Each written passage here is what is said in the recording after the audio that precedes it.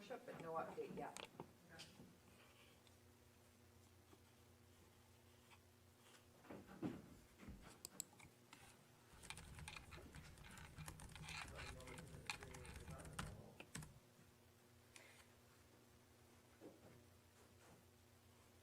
Okay, the streaming is done. I just want to test this mic.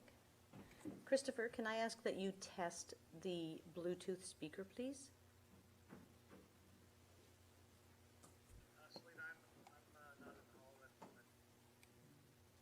Oh, sorry, I mean somebody on the Teams, if you could speak into the mic.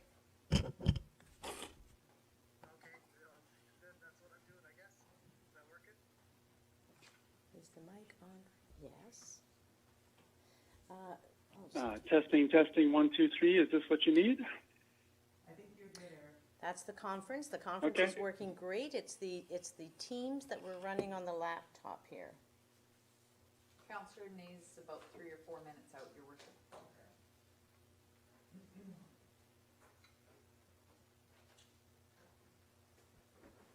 I am not muted. I think we owe it to everybody to move on. But we're streaming it out. Let's start the meeting.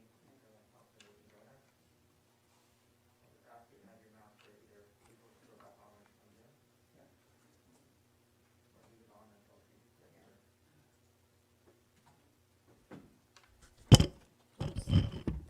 The Bluetooth is working. I'm not getting any sound out of the laptop. It is plugged in. It's all plugged in.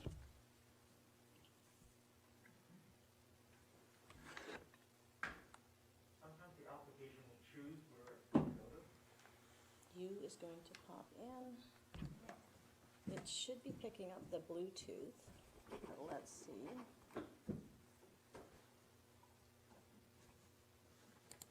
Do you want to pop your mask up and I'll see if there's something I can see over your shoulder?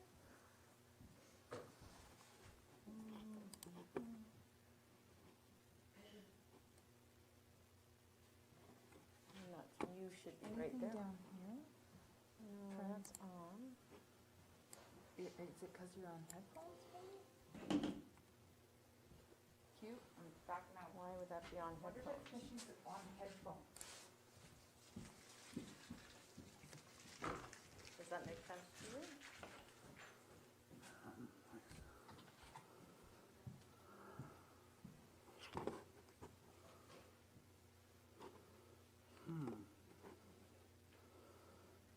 I can hear them, it's just not feeding through to the Bluetooth, which is on.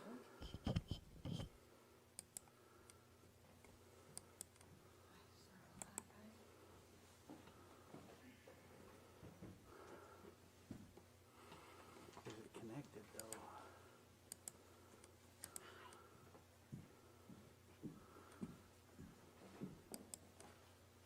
We will just be a minute getting these, the stand mic. We are streaming, yes. Hi there. For everybody watching at home, we are just having a little technical glitch here to allow our remote attendees at the meeting to come in. Just something's going on with the audio is not coming through properly. So if you can just be patient with us for a couple more minutes, we're just going to resolve this and then we can get on with our meeting proper. Thank you very much. Testing 1, 2, 3. Testing 1, 2, 3. Thanks, girl.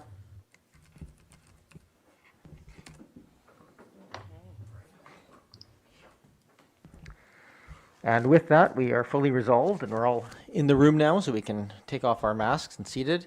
I just want to start by acknowledging that we are gathered on these lands that are the traditional territories of the Coast and Strait Salish people, specifically the Lekwungen-speaking people known today as the Songhees and the Esquimalt First Nations, and that their connections to these lands continue to this day. Also, of course, this is being live streamed, but also will be available for future viewing on the municipal website. This is Committee of the Whole, which is where council gets together in a less formal body, and following this we'll have a special council meeting to complete our business for the year. All of the items on the committee of the whole are open for public input. If anybody wishes to call in on those, as the agenda items come up, I will remind you, but the phone number to call to participate or provide feedback is 250-598-3311. That's 250-598-3311. So the first item on our agenda tonight. Unless more participants join, this conference will end in 5 minutes. Enter *1 to cancel and continue the conference. We just have to apparently not talking enough or talking too much or something that's going on that's trying to kick us off. Item number 1 on the agenda, we have electronic vehicle charging stations. And I believe we have Mr. Rennick here, our Manager of Engineering, to do a quick overview. And we have, of course, a staff report on the agenda. Mr. Rennick, are you there? Good evening, Your Worship. I'm here. I don't know if you can hear me. We can hear you now. Yes, there was a bit of odd noise there.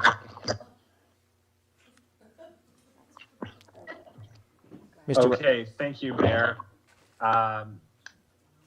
Basically, the question before Committee of the Whole, Your Worship, is whether or not the District of Oak Bay should start charging a user fee for the use of the electric vehicle stations. We did note in the report that City of Victoria will start charging $1 per hour in the new year. And I have seen in the Times Colonist that District of Saanich will also begin charging $1 per hour to use the stations in the new year. I would just like to point out that the $1 per hour was not chosen to generate revenue per se, more to defray the cost of acquiring the stations, maintaining them, paying for the electricity, etc. Thank you, Mr. Rennick. The questions. So the process here will be, it should just again remind the public, if anybody wishes to call in on this item, you can call in to 250-598-3311. But now we'll go to questions. Go ahead, Councillor Braithwaite. Thank you, Mayor. Mr. Rennick, thank you so much for this report. I think it's a very good idea to expand this program. I also think it's a good idea for us to pay for this service. I'm wondering if where the money is actually coming from to pay for these. I think you said that there was going to be $28,000 to put in the 3 electric vehicle charging stations. And I'm just wondering if you can tell me, does that come from capital or operations, or where does that money come from? Mr. Rennick? Thank you, Your Worship, through you to staff or to council. There is a $50,000 budget item in the 2021 financial plan for the acquisition of more electric vehicle stations. I believe it is capital, but Christopher Payne can correct me if I am mistaken in that assumption. Okay, thank you. Mr. Payne is not shy about jumping in, so if we're wrong, jump in. Otherwise, we'll continue the conversation. Go ahead, Councillor Braithwaite. Thank you. So I think that in your report it says that there's an $1,100 or there's money that will come back from the use of these, the money raised from these charging stations, and that money will go back into the Climate Action Reserve Fund.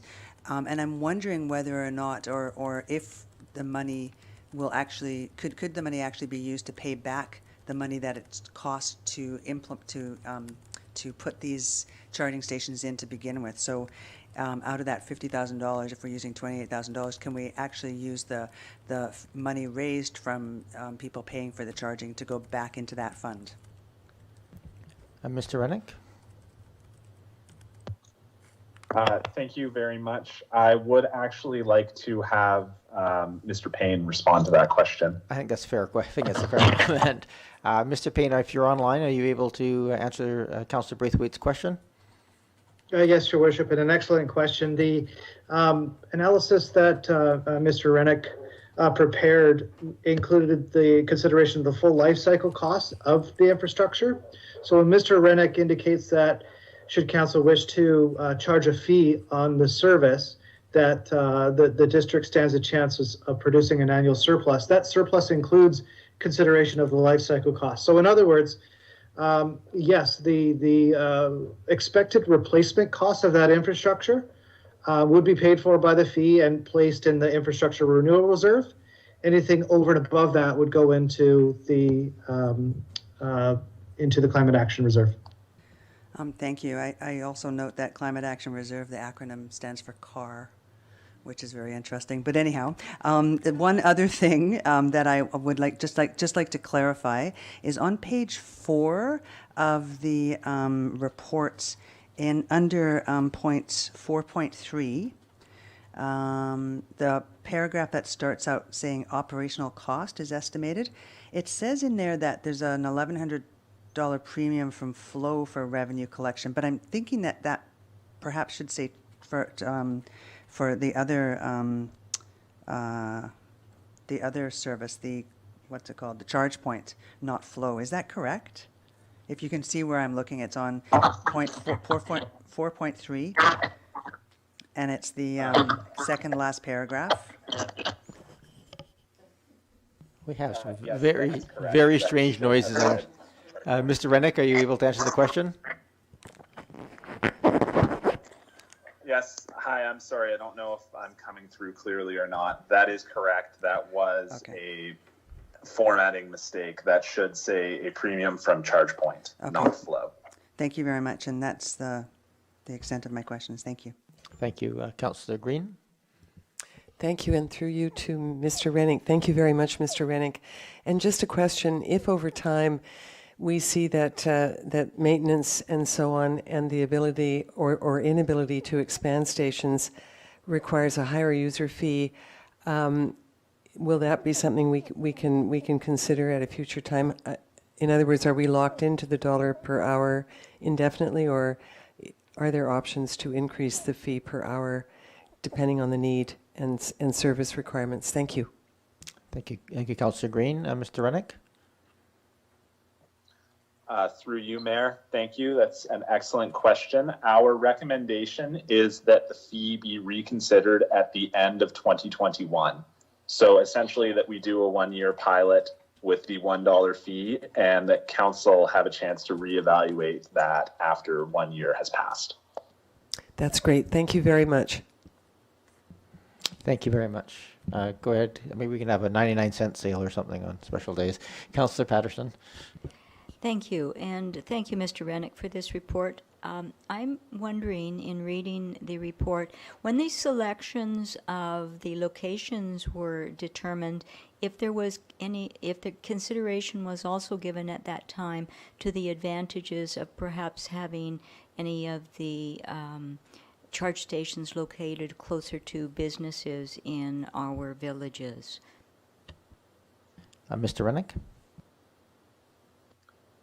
Through you, Mayor, the considerations that were made were around having the charging stations be located on municipal property.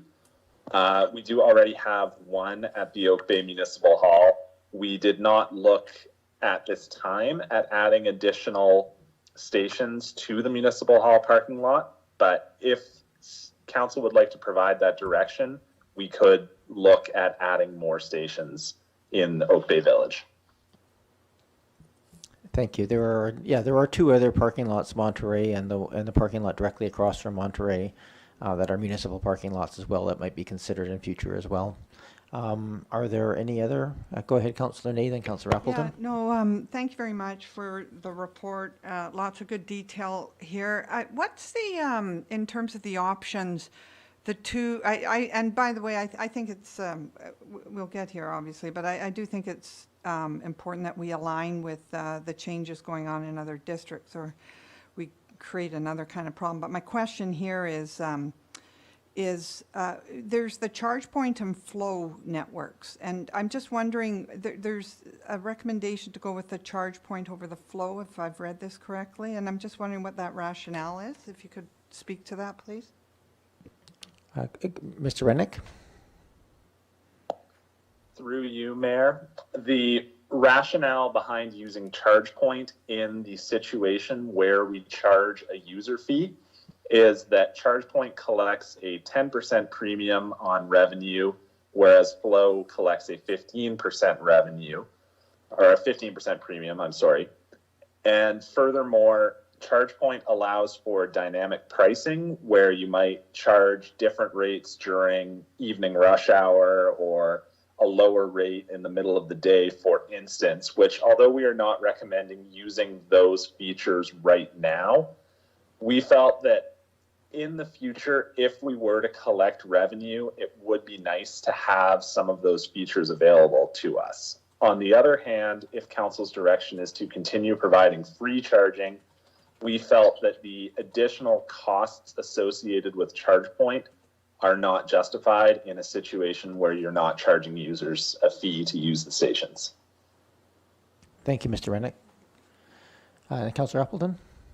Thank you, Your Worship, and through you to staff. And I don't want to put staff on the spot here because they may not have information about other jurisdictions, but I do note that City of Victoria and the District of Saanich are, as noted, going to $1 an hour charging.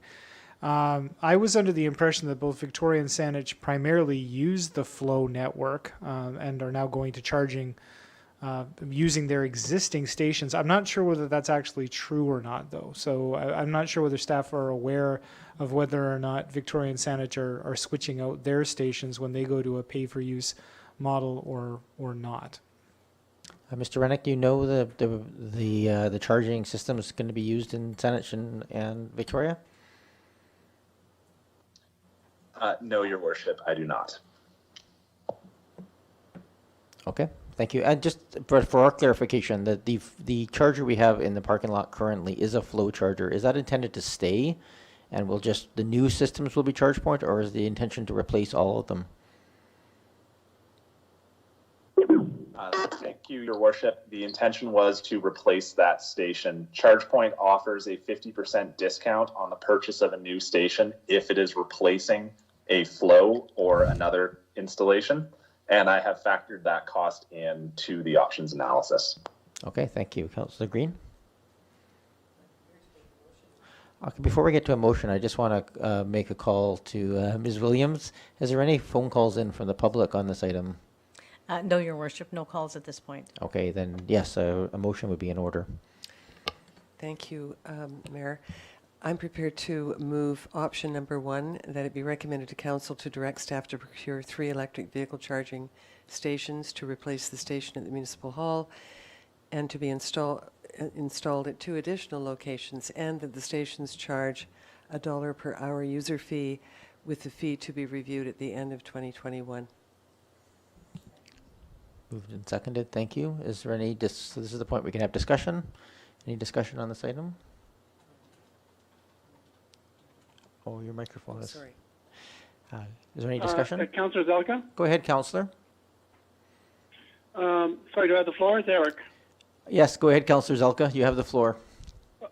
Oh, thank you very much, Chair.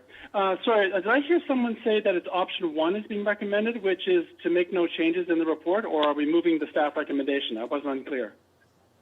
I understood this to be a staff recommendation, Councillor Zelka. Oh, thank you very much. I can support that. Thank you very much. Okay, thank you. Any other discussion? Not seeing any, I will call the question. All those in favor? And Councillor Zelka? In favor. All right, thank you very much. We move on to the next item on the agenda, which is Development Variance Permanent Advisory Design Panel for 2740 Beach Drive. I just want to, I guess, just introduce here, but remind anybody at home who wishes to call in and speak to the variance portion of this application that they can do so, and the phone number is 250-598-3311. But first, I'm just going to invite our manager of planning, Ms. Jensen, to introduce this item. Thank you, Your Worship. So this proposal would replace the existing home with a new 2-story home and 2 accessory buildings to be located in the rear yard. The applicant is proposing to build a contemporary styled home that would utilize glazing, stucco cladding, and local materials, including local stone and red cedar towards the house composition. The house is proposed to be sited in the central portion of the property, where it would occupy a footprint that's similar to that of the existing home.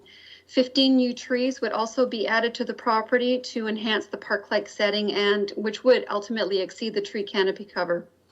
The advisory design panel reviewed this proposal at their November meeting, and overall were generally supportive of the application with respect to the design component of the site. One of the components, however, is the siting of one of the accessory buildings in the northwest corner of the site. That building has been located in such a way that it does comply with the 1.52 meter rear lot line setback, which also places it completely outside of the right-of-way area, with the exception of an eave projection into the right-of-way area. That siting does not comply, however, with the interior side lot line setback, and so a variance is requested. Just as a point of information, so the side yard setback calculations in the Uplands area are based on a sliding scale based on lot breadth. So larger properties would require larger setbacks. For example, a property that is 35 meters in breadth would require a 4.57 meter setback, and a property that is 20 meters in breadth would require a 3 meter setback. So it's very contingent on the size of the property. The subject property has a lot breadth of 31.5 meters, thereby requiring a 4.27 meter interior side lot line setback. The applicants are requesting a 1.52 meter setback to accommodate the siting of that one accessory building. The staff review of the application suggests that, as with the advisory design panel, the overall siting and design of the proposal is generally supportable. The specific siting of the accessory building, however, is in conflict with the Uplands guidelines, particularly where the building would not contribute to the park-like atmosphere and would not adhere to the broader Uplands setbacks. The proposed siting is the preference of the applicant in order to create more usable outdoor space, but there are no other identified conditions as to why the building could not comply with the setback requirements. So to summarize, staff are generally supportive of the overall design, however, consistent with the direction of the advisory design panel, not necessarily supportive of the siting of that one accessory building, such that staff are not able to recommend support of the application because of that building.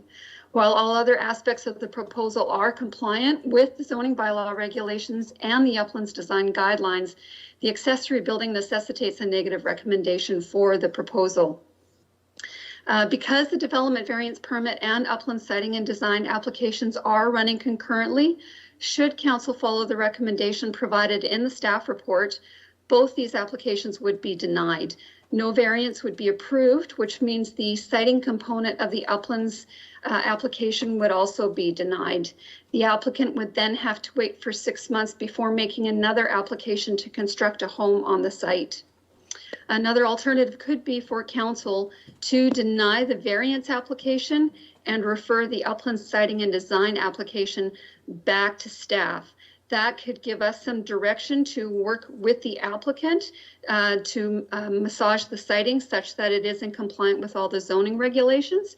Staff could then work with the applicant to amend those plans before bringing the uplands application back to council at their January meeting. Thank you. Okay, thank you very much, Ms. Jensen. And I understand we have Mr. Whitney from Novus Properties as the owner representation on this call. I also just want to point out there was a late letter sent by the owners on the agenda package. So if you were looking at an earlier version of the agenda package, you might not have seen that. So I want to make sure everybody is up to speed on that. So is Mr. Whitney on the line, Ms. Williams? He is, okay. So at this point, I'm just going to go back to this table and ask members of the committee if they have any questions of either the applicant or of staff on this item. Go ahead, Councillor Braithwaite. Thank you. I noticed, through you, Chair, I noticed that on the advisory planning minutes that there was a question asked about as to what the accessory building was going to be used for, and there was no answer that said what it was going to be used for, and I'm wondering if there is a use for this accessory building or what the planned use of this accessory building is. Sure, and I'm happy to put that to the applicant. Mr. Whitney, if you're there, perhaps you can answer that question as to the use of that building, but perhaps I'll give you also a bit of room if you want to articulate the rationale for the variance request as well, because that's not as clear, I think, except for the letter that was provided just recently. Welcome. Hi.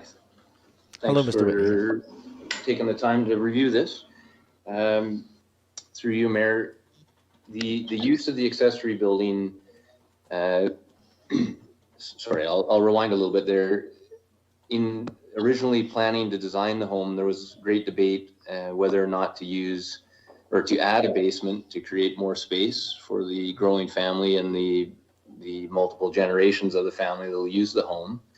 Adding a basement would add about 2,400 square feet. And so we felt that the better use for the use that was required was an accessory building. It gives us access for storage of different things like kayaks, bikes, mobility equipment that's at grade rather than below grade. Obviously nicer natural lighting. So that would be the rear portion of the accessory building. The front portion of the accessory building is going to be used for a workshop where they can also enjoy the nice, bright west-facing backyard. There are a few more points that I can go through. They're on the letter that was submitted late in the day, so I'm not sure if everyone's had a chance to review that or if I should go through those now. I think it might be worthwhile just to, if you just take 1 or 2 minutes just to touch on the key points of the rationale for the setbacks, that'd be helpful. Sure. So our first thoughts were that the side yard setbacks are not based on the lot size, only on the lot width, which this is a fairly narrow lot relative to most lots in the uplands. And the other main point would be that the variance will allow for more usable green space for the young family to use. I'll also note that the chair of the ADP was in favor of the variance, and you can see that he's voted that way in the ADP meeting minutes. He agreed with our rationale. We also feel that in this particular case, the requested siting actually improves the park-like setting, in that the accessory building on the lot immediately west of our lot, so on Lincoln Road at 2755 Lincoln Road, has an accessory building at the same setback, so at the 5-foot setback as opposed to the 14-foot that zoning requires. If our building is forced to be at the 14 feet required by zoning, you're creating quite a bit more vertical wall. So if the buildings are aligned, you only see one building. If they're not aligned, you see 2 buildings. So we feel that this is kind of a unique scenario on this lot. And that accessory building that is at the 5-foot setback on Lincoln Road was built in 2017. So we don't anticipate that building changing in any time in the near future, and the same for ours, obviously. We also note that 2720 Beach and 2760 Beach are both immediate neighbors and also have accessory buildings along their north boundaries, and both setbacks are the same or less than our requested setback. Locating the building at the 14-foot setback creates an orphan space north of the building and will not serve any benefit to the use of the property. Nothing will grow being at the north, and the space becomes unnecessarily isolated and abandoned. We've also spoken with our 4 immediate neighbors, and all are in support of the variance. They've all signed a letter that was submitted and had no issue with the variance. And I think we also recognize that under the current process, new designs are allowed to apply for a variance. Therefore, we felt that we are allowed to request this variance, and similar variances have been approved. For example, the house right behind. We also recognize that other situations do not represent precedent for future projects.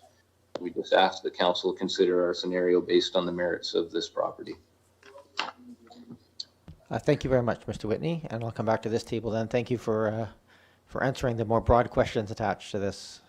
Councillor Braithwaite, you had the floor. Did you have any other questions? Just, I guess, you know, when I look at this, I do have difficulty with that second accessory building, especially based on the fact that the main building is being built to the extent of what the bylaw allows, and I would assume that that's, I mean, maybe perhaps Mr. Whitney can answer this question, but this is a house that's probably over 7,000 square feet.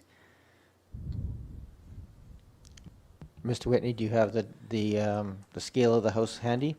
I think it's in the plans in front of us, but I don't have the way of looking it up. It's kind of hard to tell. I'd have to do some addition.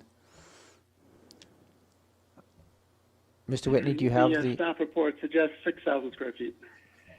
So a pretty big house, and so I guess that I have difficulty with that second accessory building, but I'll wait to hear the comments of my fellow councillors.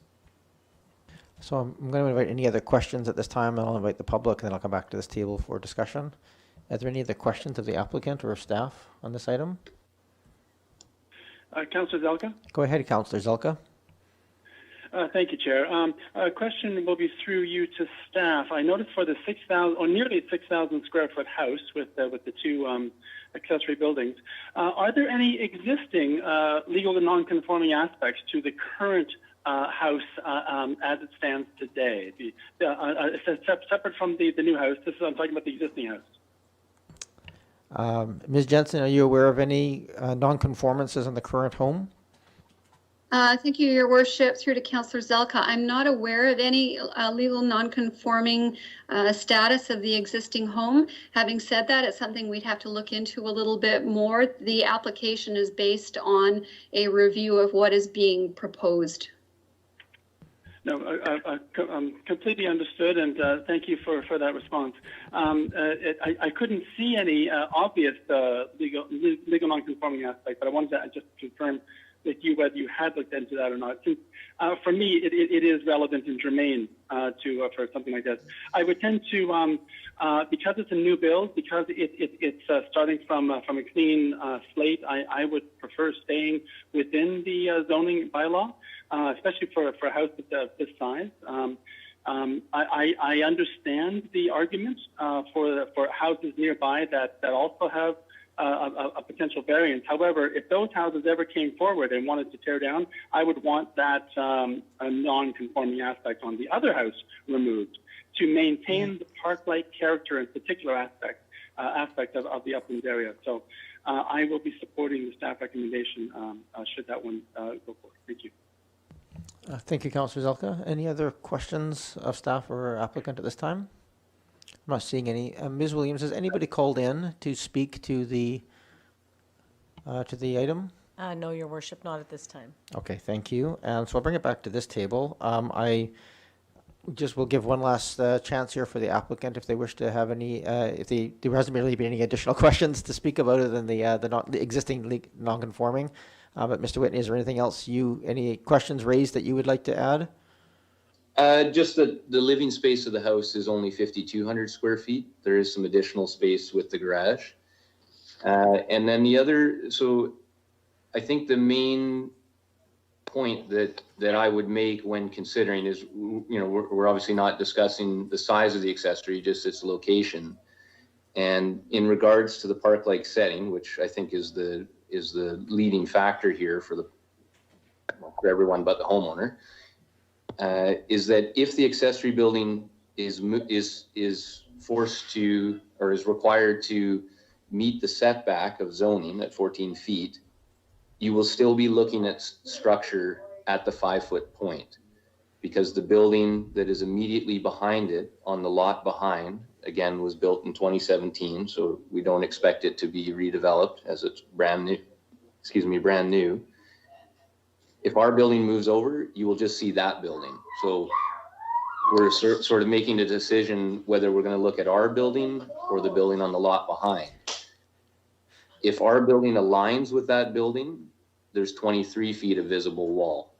If it doesn't align with that building, there's 34 feet of visible wall, if that makes sense. If you imagine two buildings sliding side to side. All right. Thank you. Thank you, Mr. Whitney. Anything else? I think that is everything. Okay. Thank you very much. So back to this table then. Go ahead, Councillor Ney. Through you, Mayor, I just have a question to staff, if I may. To staff, In trying to understand what the advisory design panel is saying in their report, the way it's been reported out here is that the panel believed that the application was consistent with the general guidelines of the Uplands neighborhood and therefore supportable, but they didn't support it just because they said that a variance wasn't necessary. So my question is, not having been there, I was trying to understand, would the panel, they may not have answered this, but would the panel have seen that going along, that denying the variance would still keep the application in compliance with the general guidelines of the Uplands neighborhood? Ms. Jensen? I mean, I presume that to be the case, but I'm just wondering if you could speak. Did you, is that very clear? Did anybody understand I'll let that? Ms. Jensen try and answer that if she can. Thank you, Your Worship. I will do my very best to answer what I think I heard. Yes, when the design panel was considering the application, as a whole, they were generally supportive of the siting of the existing home. Generally speaking, they thought the elements that for composition of the design were well done. Looking at the implementation of trees on the site, all of those pieces were acceptable to the design panel. Where they struggled with was that siting of that accessory building. So recognizing that as a whole, the project was okay. There was much discussion and ultimately a recommendation from the design panel against the siting of that building. Very similar to the discussion that the Committee of Whole is having tonight, were some of the same comments heard at design panel. Thank you. Thank you. Any other? We can have a motion, discussion. Go ahead, Councillor Braithwaite. So just a quick question, and I know that Ms. Jensen in her preamble mentioned that if we could do one of a number of things. We could either deny as per the staff recommendation, or we could choose to approve the siting and design of the house, but not the accessory building. Is that correct? I'll take a stab at this, Ms. Jensen, and correct me if I'm wrong. If the variance isn't acceptable, the motion would be basically to decline the variance and to send the design back, because we can't move it forward without the variance because the package includes the variance, back to the applicant, to staff, to work with the applicant to revise it, to be brought back forward.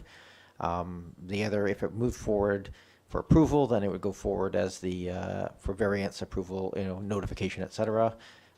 If you just said, no, we don't want this at all, then that puts a bit more of a hard stop on everything. So I think one of the first two options is the preferred option. I'll go to Ms. Jensen. Did that accurately summarize the scenario? Yeah, I think that's pretty close. If council, just to reiterate, if council does not want to move this forward, they would deny both applications, and at that point in time, the applicant would be looking at submitting a new application for siting and design. If council is okay with the entire program, you could move that forward for notification, and it would come back in January for consideration of approval of both the siting and design and the variance. But if you're looking at generally being okay with the siting and design, but not including the variance, you could refer that back to staff with the proviso that we do something to fix the siting of that building, working with the applicant. Okay, thank you. Councillor Green? I'm prepared to move a motion. Please do. And it would be the third option that Ms. Jensen just described to us, that we approve the main portion of the application, but that we defer on the variance and refer it back to staff so that they can work with the applicant. I was at the meeting. But before you motivate, I'm just going to see if there's a seconder for your motion. Okay, it's Second by Councillor Zelka. Okay, so the motion is, getting a point of privilege, I'll take it as from Councillor Appleton for clarification. You have to turn off your microphone, Councillor Green, for a moment. Just for clarification on the motion, Your Worship, this is to deny development for variance permit DVP 00102 and refer upland siting and design EDP 00126 back to staff for future work on bringing the project into compliance. That is correct. Okay. That is the motion on the table. Just Thank you. wanted to- Good, clean language there, Councillor Appleton. Appreciate that. Go ahead, Councillor Green. Well, just briefly, I was at that meeting, and Ms. Jensen described the process accurately.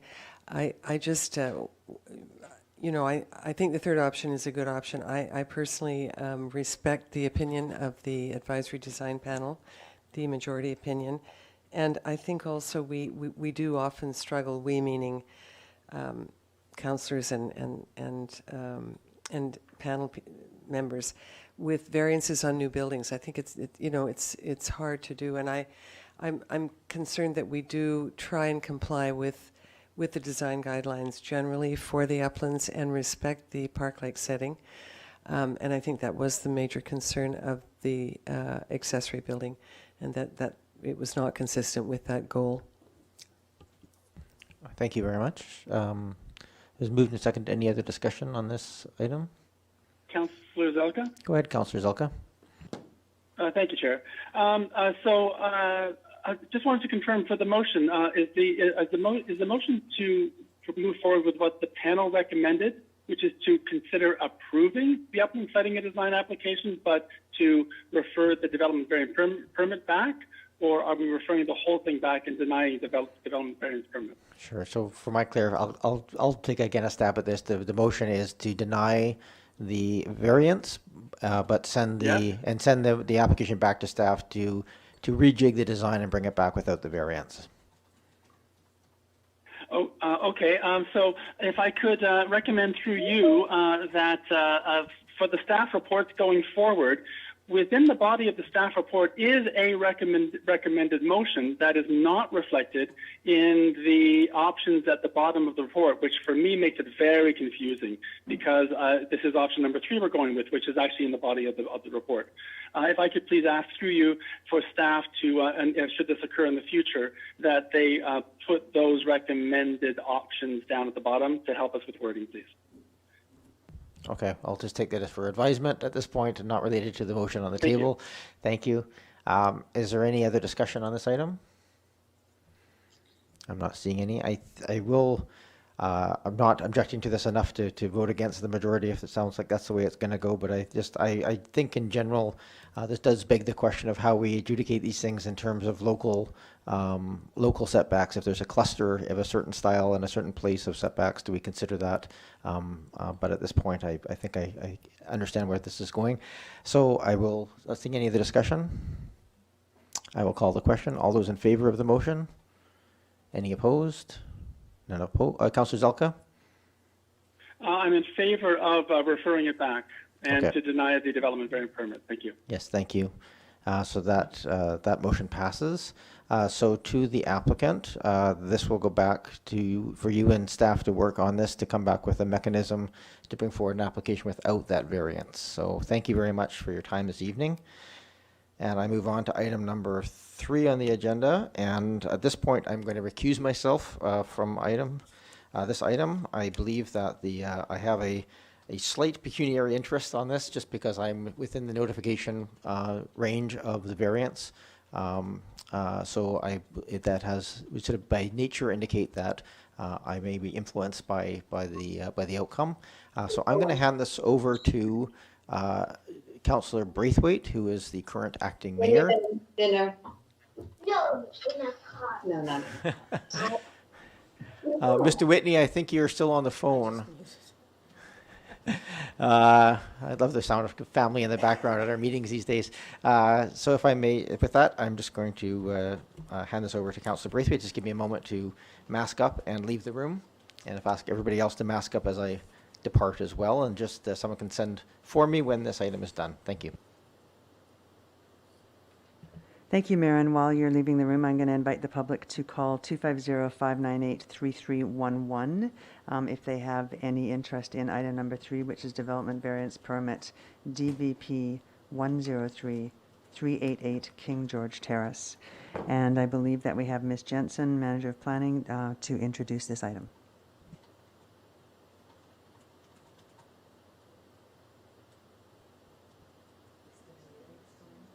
Nope, she should be able to unmute. Ms. Jensen, are you there?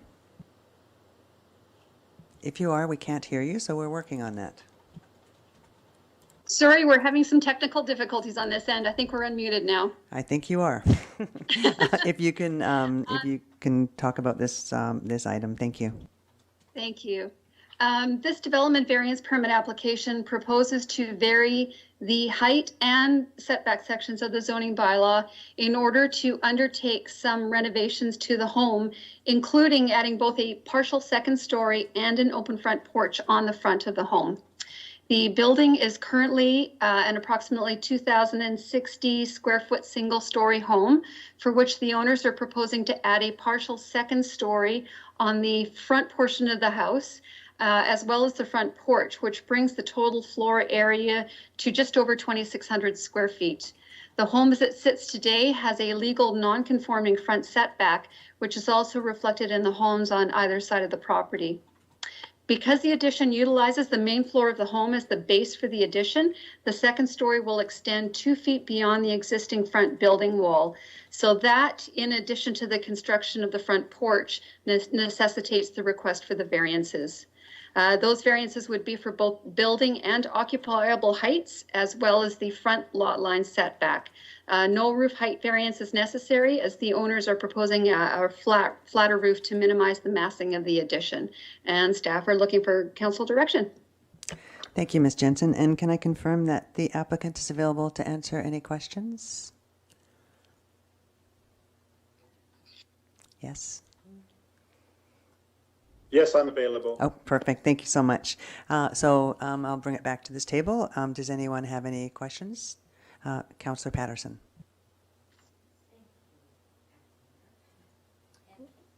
Is it on now? Yeah. Thank you, Acting Mayor. And through you to probably the applicant, perhaps staff. The southwest ground view shows a wall or gate installation and an overhang extension that's not shown on some of the other elevation drawings. Could we receive clarification on what that is? Thank you. And to the applicant.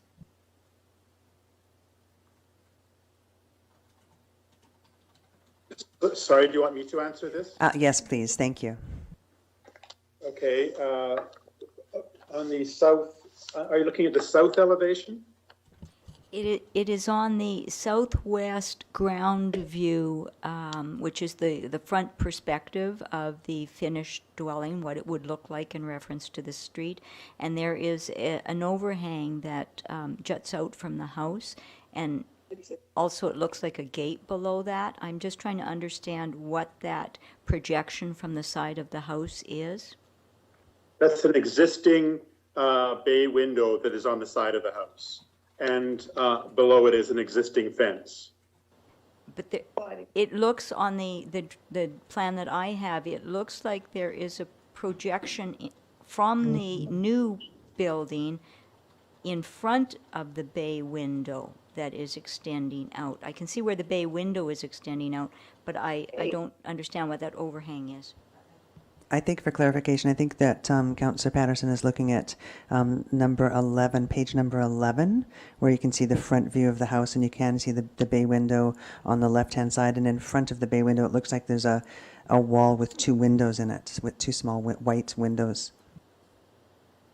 We don't have those. I don't have page 11 in front of me. I'm sorry. I have a drawing, A41, but I'm looking at the front elevation of the house.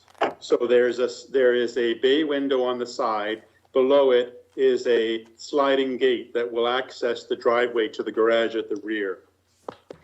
I think that probably answers the question. I think it's the sliding gate. We're looking at the southwest ground view.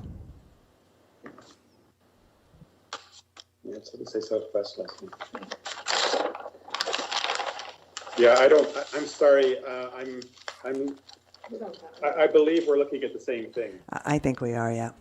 Is that okay, Councillor Patterson? Yeah. Any other questions for the applicant? Councillor Green. Thank you, Chair, and through you to the applicant. Thank you very much for being here. And just a question about your neighbor to the west. Have you talked about this extension? And the only reason I ask, it appears that it might have an impact on their views, their street views, both east and west. And I just wondered if you had discussed. We have spoken to both neighbors, east and west. They both have written letters in support of our proposal. And no, we believe that our design has no impact on their views. Thank you very much. Thank you. Councillor Zelka, do you have any questions?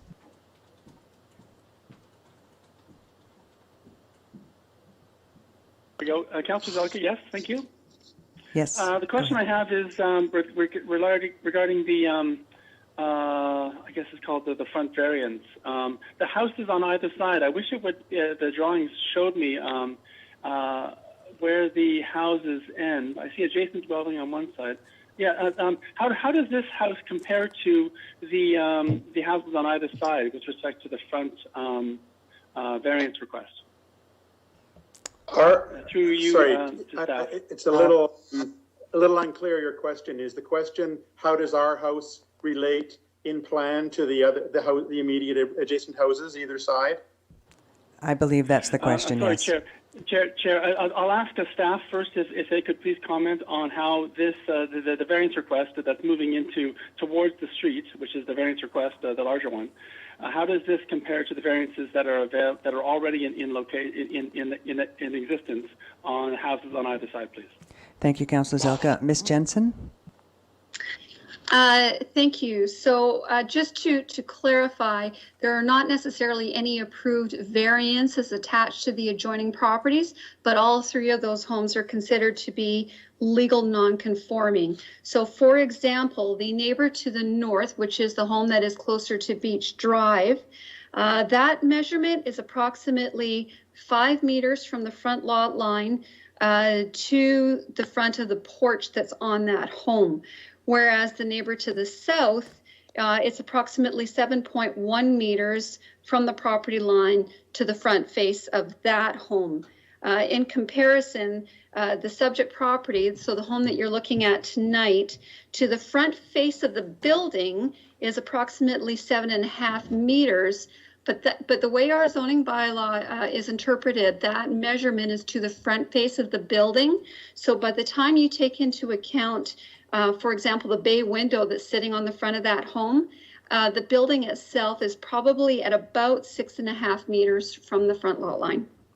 Thank you, Ms. Jensen. Does that answer your question, Councillor Zelka? Mostly. I understand in our zoning, we tend to have that ratio, which basically, with respect to the front point of the house that's closest to the street, is usually if there's the way it should be cited normally under the normal aspects of the zoning bylaw, it's usually in relationship to the house on either side. So will this house be jutting out in an unusual way according to our zoning, or will it be within that ratio guideline that is provided by our zoning bylaw? Thank you. Ms. Jensen? I think I know what Councillor Zelka is referring to. I don't have that information in front of me, but I know that section of the bylaw is taken into consideration when we undertake the zoning analysis, so that component would comply. Thank you, Ms. Jensen. Councillor Zelka? Yes, thank you very much. Thank you. Any other questions? Councillor Appleton. Thank you, Chair, and through you to staff. The setback is measured to the. What I understood was that the setback was measured to the face of the house, face of the structure. So I'm just wondering about the porch, and does the new porch structure doesn't have to fit within that setback, but it does count towards the impervious area of the front yard. So provided that it doesn't exceed lot coverage numbers, it's acceptable in the front yard. Not sure whether I'm saying that correctly. Thank you. Ms. Jensen? Thank you. So if I think what you're asking is that the porch itself is obviously the piece that needs the largest variance. That is exempt from floor area, so it does not count towards floor area, and it doesn't count towards the impervious surface because it is a structure, but it is exempt from the floor area. It does count towards lot coverage. Thank you. Is that good, Councillor Appleton? Great. I'm just going to go to staff to see if, is there any other questions actually from committee? No? So I'm going to go to staff to see if there's any callers coming in for this item. None at this time. Thank you so much. Okay, so coming back to this table, would anyone like to put a motion on the table?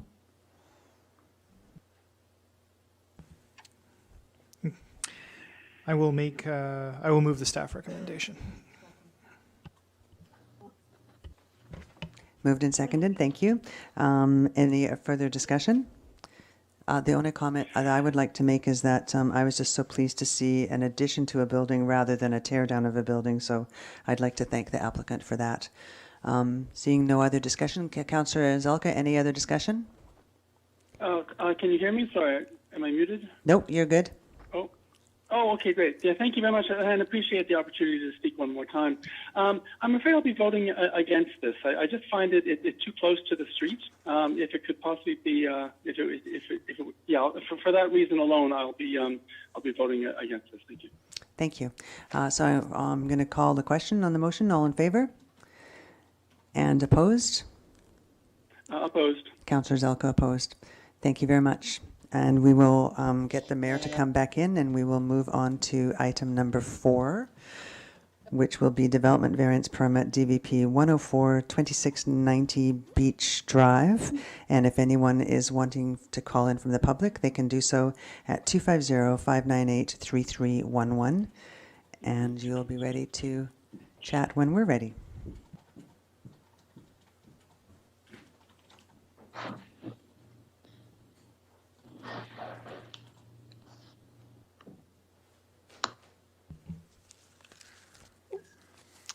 Thank you very much, Councillor Braithwaite, for taking over. And we move on to item number 4 on the agenda, which is another development variance permit for 2690 Beach Drive. Again, just encourage anybody who wishes to call in on this item to call into 250-598-3311. Ms. Jensen, were you ready to just provide a quick overview of this item? Thank you, Your Worship. This particular application proposes renovations to an existing accessory building that's located at the rear of a single-family home, which is on Beach Drive, just south of the Uplands neighborhood. The accessory building was constructed in 1942 and is considered legal nonconforming for its siting. The proposed modifications necessitate a variance to the side lot line, which is that nonconforming aspect. The renovations include increasing the height of the building by about 2 feet to improve headroom within the garage. The overall appearance of the building is also being updated to include new doors, new skylights, and brackets. Because of the non-conforming siding, the modifications to the building necessitate a variance for the side lot line. A review of the application indicates that the alterations will not substantially impact the existing siding, nor increase the building's footprint. There is no interference with any laneway or any infrastructure within the lane itself. At that step, we're looking for council direction. Thank you very much, Ms. Jensen. And if we can just, any questions here from members of the committee of the whole? Go ahead, Councillor Braithwaite. Thank you. And through you, Chair, I'm just wondering if we know if this building will still be used as a garage once the renovation is done on it. Ms. Jensen? And indications that we have from the applicant are still for some vehicle storage as well as other forms of storage and use, complying with the zoning bylaw. Thank you so much. Thank you. Any other questions? Oh, thank you. Any other questions of the applicant or of staff? We do have the applicant available for questions as well, do we? Okay, we won't go there unless we need to, but I believe we do have one call from the public on this item. It is the applicant, Mr. Robertson. Okay, Mr. Robertson, I don't think unless there's questions directed, we don't need any additional input, I don't believe here. This is really, at this point, to decide whether or not it's going to go out for public notification and come back to this table. So, are there any other questions? I will ask, is there any other members of the public that wish to speak? Okay. Councillor Patterson? Yes, thank you. And as a follow-up to Councillor Braithwaite's question, it doesn't appear that there will be a garage door on the revised plan for the building. And perhaps if the planning staff could just outline for us what the parking requirements are on that lot, and if the conversion of this building does not permit for use as a parking garage, how the parking would be accommodated on the lot otherwise. Okay, thank you. And maybe this is a chance to ask the applicant, if he's on the phone, to answer the question about the use of that building, if it's still going to be used as a garage. And I believe it was Mr. Robertson. Did I get the name right? Your Worship, he's on the landline telephone, so I'm going to let him through, and then if we can repeat the question, that would be great. Oh, sure. Thank you very much. Are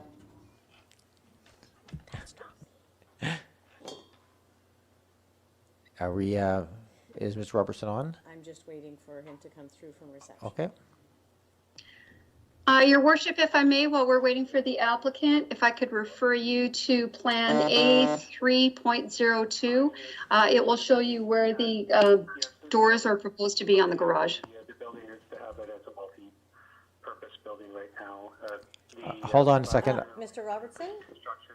Mr. Robertson, can you hear me? Yeah.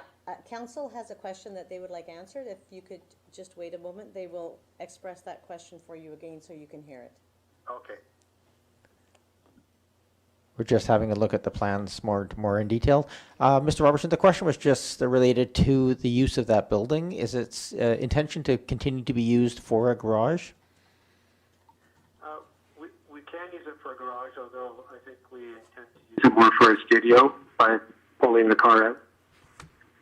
Last year we built another garage on the property as well, so there's parking for a car there plus the drive lane to get into that garage. So we have additional 2 parking spots that we constructed last year. So we really are not too concerned if we don't have this as it's a really difficult, it's quite a narrow building.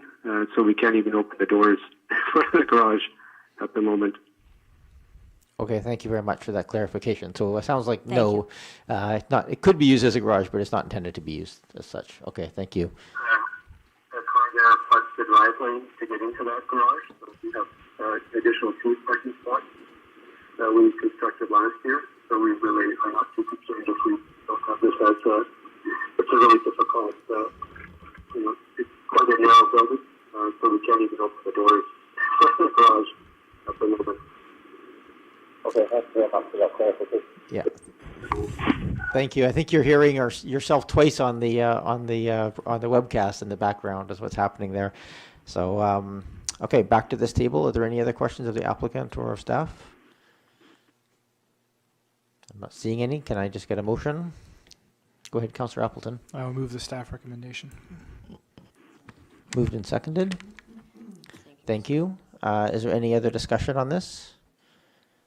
I'm not seeing any. Councillor Zelka, anything else to add before I call the question? Not hearing anything. I will call the question. All those in favor? Councillor Zelka? Councillor Zelka, if you're speaking, we can't hear you at the moment. You might be on mute. Oh, I vote in favor. Thank you. Okay, thank you very much. Thank you. And so to the applicant, this means that the variance will move forward for notification to neighbors, and council will consider it with that input at the January council meeting. Item number 5 on the agenda is upland siting and design. So no variances on this one. Ms. Jensen, can you give a quick overview of this item? Thank you, Your Worship. So this property is located at the corner of Lansdowne Road and Exeter Road, where the applicant is proposing to replace the existing home with a new two-story home, approximately 6,700 square feet, and an accessory building. The design itself would incorporate a Georgian style, incorporating brick cladding and wood windows and doors. The home will be sited in the central portion of the site and be well buffered with the addition of 37 new trees onto the site. There are currently 3 protected trees. These are not being removed. There is one hawthorn tree, however, out in the boulevard that will be removed due to its poor condition. End result is a tree canopy cover that exceeds the required 45%. The design panel reviewed and supported the application at their December meeting. They did note that the home would incorporate high quality materials, and with its orientation to Lansdowne Road, the new facade is an improvement to the neighborhood. The property itself, as mentioned, is a corner lot where the new design would be oriented toward Lansdowne Road, and the existing in-ground swimming pool would be retained and upgraded that's currently in the rear yard. The introduction of new trees and improvements to existing vegetation, including the hedging along the property lines, will serve to buffer the new home and enhance the park-like setting. All aspects of the proposal are compliant with zoning bylaw regulations and the Uplands Design Guidelines. All heights and setbacks are adhered to and no variances are required. We are now looking for council direction. Thank you very much, Ms. Jensen. I also just want to remind anybody watching at home that you can call and make comments at this at 250-598-3311 following the question portion of the council. Committee members, are there any questions of the applicant or our staff? Not seeing any. I didn't leave a lot of room for time for people to call in to get that notice. So I'll take a motion. We can talk to it, and before we make the call, I will see if there's anybody who's called in. I will move the staff recommendation. Moved and seconded. Thank you very much. Any discussion on this? Go ahead, Councillor Braithwaite.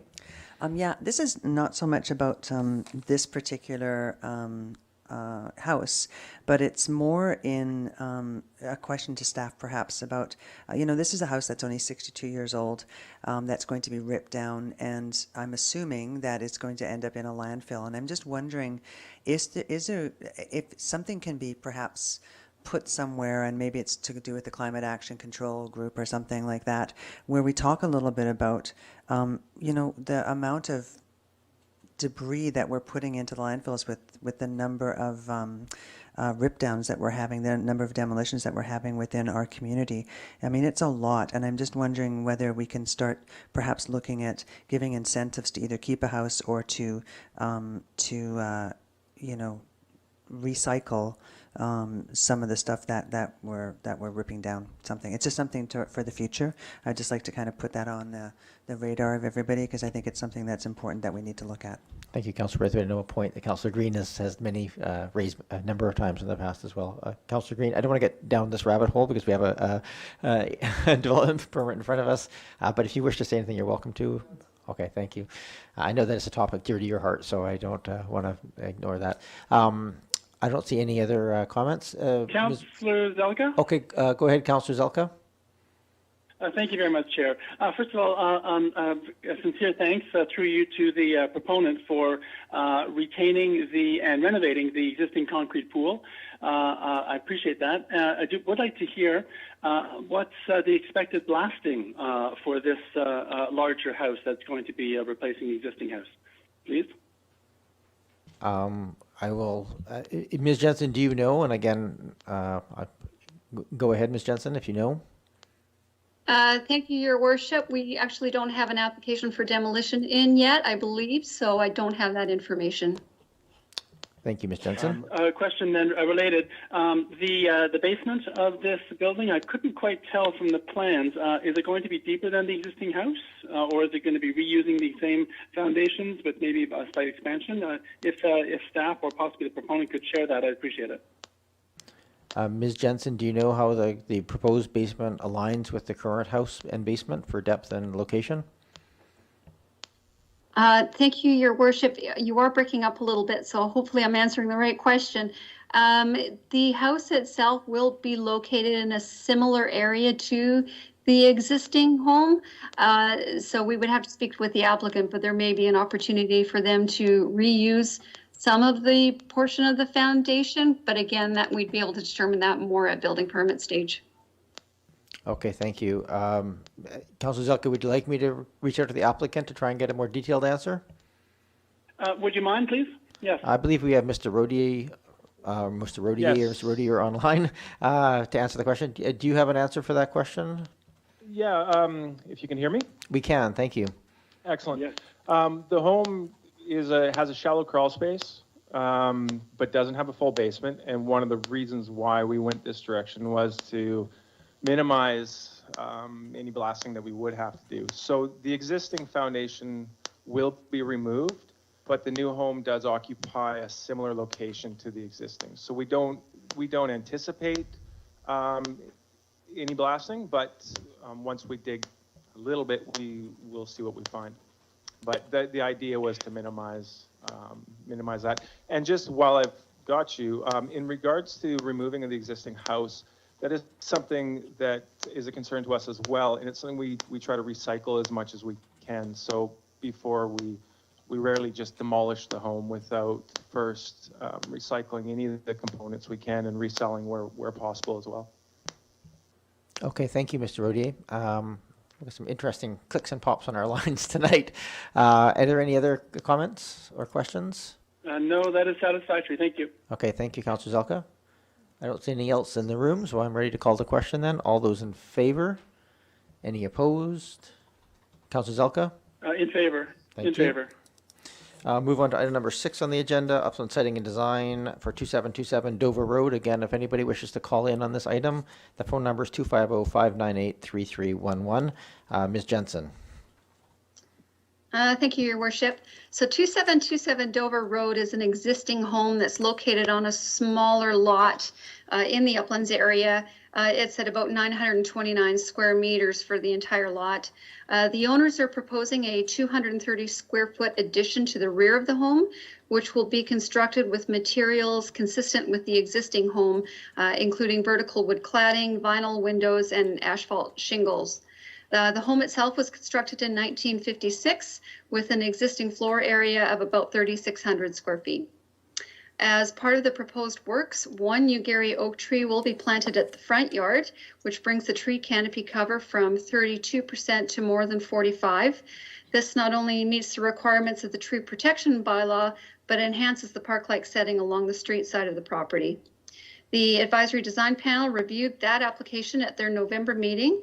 They were supportive of the application and noted that it's a fairly straightforward application and the existing hedging will serve to conceal the addition from the neighboring properties. Staff have reviewed the application with respect to the site characteristics and the neighborhood. The addition is limited to the rear of the home. It's compliant with OCP policy. It meets the Uplands design guidelines and all zoning bylaw regulations are met. As well, the streetscape and the park-like setting are improved through the planting of that one large canopy tree. Looking for council direction. Thank you. Are there any questions of the applicant or staff on this? Go ahead, Councilor Green. I was prepared to make a motion once the public. Sure, thank you. So, not seeing any questions. Are there any members of the public that have called in on this, Ms. Williams? No callers at this time, Your Worship. Okay, thank you very much. So then, bring it back to table. A motion would be in order, Councilor Green.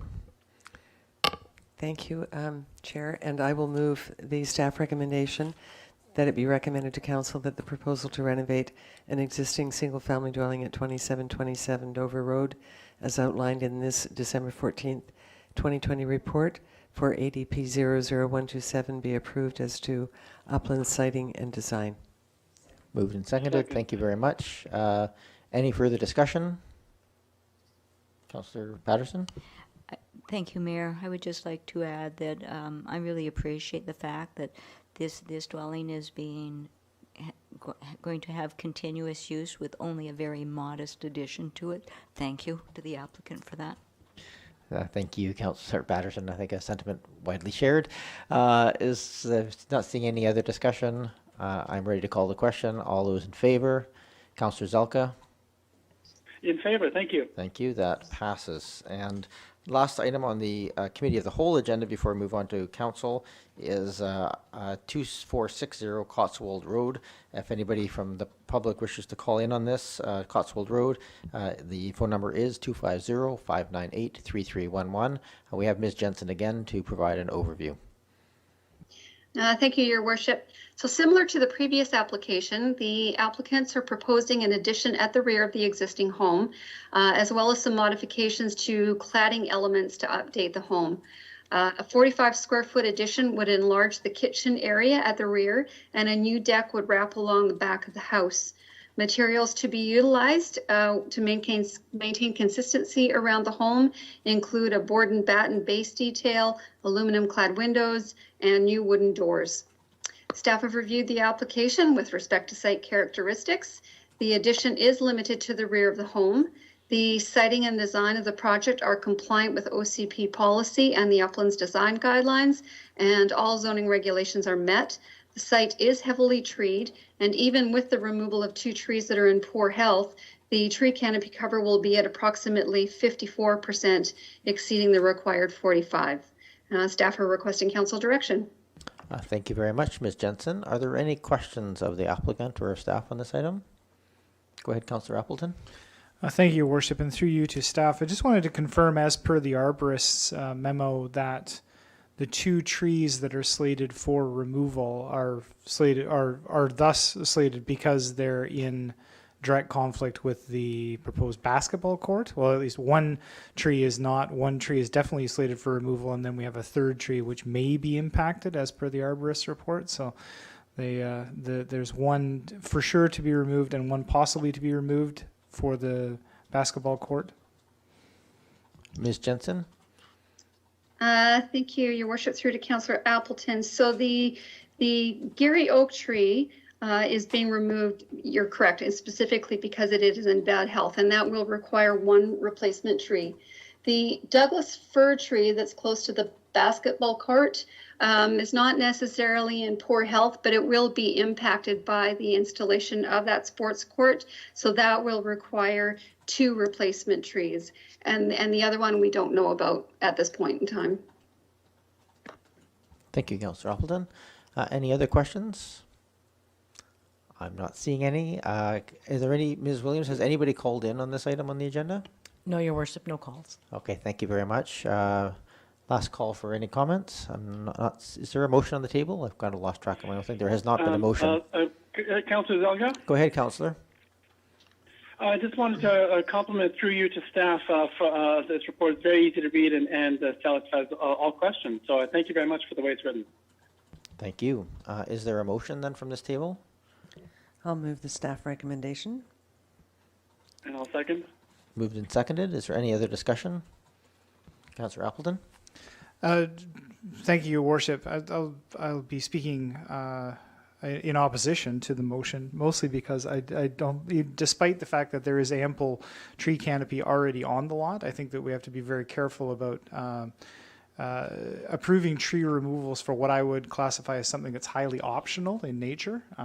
We have to be, we lose enough trees as it is for mandatory aspects of development, so I think we have to be very judicious about how we would grant approval to remove trees for something which I would consider to be an optional thing. So.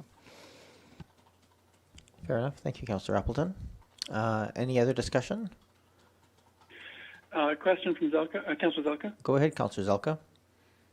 I should have asked this earlier, sorry. I just want to confirm, the replacement trees, let's say 3 replacement trees in total, will they be planted on the property or are they expected to be planted elsewhere? Ms. Jensen? Thank you, Your Worship. Through to Councillor Zelka. At this point in time, because this site is so heavily treed, the applicants are working with the Parks Department to determine if those 3 replacement trees could be planted elsewhere. That is not what we would call normal. We normally look for the replacement trees to be planted on the site, but there are times where we can look at planting elsewhere. Thank you, Councillor.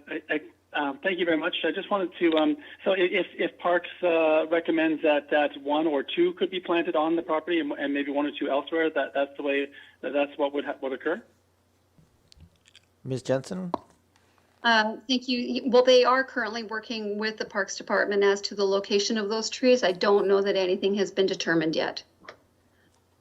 But it is possible for say, one to be on the property and for two potentially to be elsewhere. I just wanted to confirm that is the three considered a full set, or is it possible that it could be like one or two or three? Ms. Jensen, or is that what's being worked on? That it's not all or nothing. It could be a portion of them that could be on the property and a portion not. That is correct. Yes. Excellent. That was my understanding as well. Thank you. Thank you, Councillor Zalka. Any other discussion on this item? Not seeing any here, so thank you. I will call the question. All those in favor? Councillor Zalka? In favor? Any opposed? Councillor Appleton opposed. That passes. Thank you very much. It's not entirely finished. All of these have to come back to the committee, the council meeting following this meeting. We are going to adjourn. We need about 15 minutes, is that right? To stop this recording, reset the new recording with the tags, and then start it up again. So we will see you back here at 7:37, and we will start the next meeting. Move adjournment. Moved and seconded. Second. All those in favor? Councillor Zalka? In favor? Any opposed? None opposed. Thank you very much. This adjourns this meeting. We will see you back here in 15 minutes. Thank you, everyone. Participant exiting. Eric.